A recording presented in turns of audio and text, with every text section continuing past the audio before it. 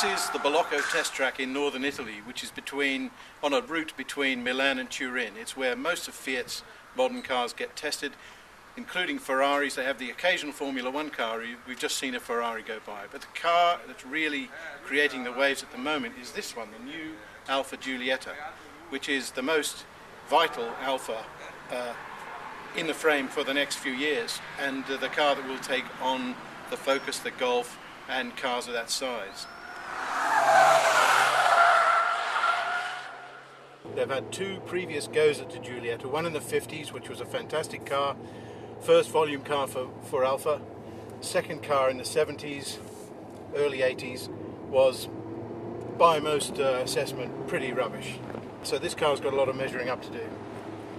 Here we are driving it on the track at Bolocco, where all great Alfas are honed, and it's fantastic so far. I think it's, well, I'm going to say in my story that it is the best Alfa for 25 years. I reckon the only car that would come close to it is the 156, which looked lovely but had lots of foibles. This car is, I feel, carries all the Alfa values: lightness, agility, pretty good performance from a 1.4 turbo engine. In fact, you can't believe it. It's got an evenness of power which is really remarkable.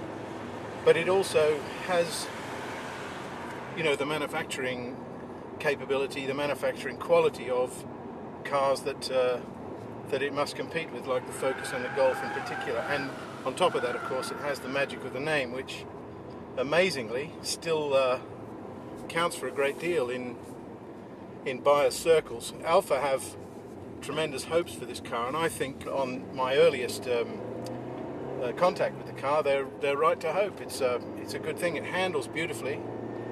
Best steering in an Alfa for a very long time. Body feels rigid. The ride is particularly interesting. It's got one of these DNA sets which offer you a normal control setting and a dynamic.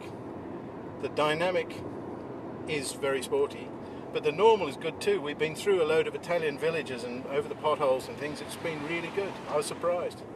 Really important feature of this car is the 1.4 litre turbocharged engine, 170 horsepower from 1.4 litres. It's a terrific little engine. It spins very easily, and you can detect the fact that the rotating masses are very low, and yet it's got really quite a lot of shove.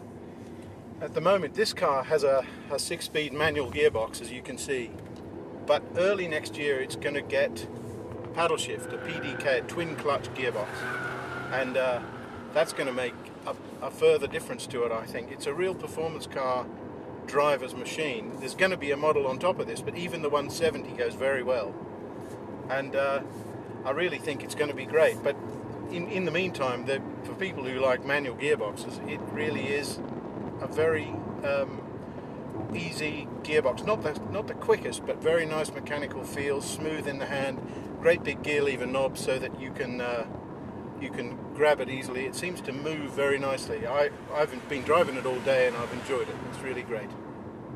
So I've got high hopes for this car, and as I say, I reckon it's the best Alfa for 25 years.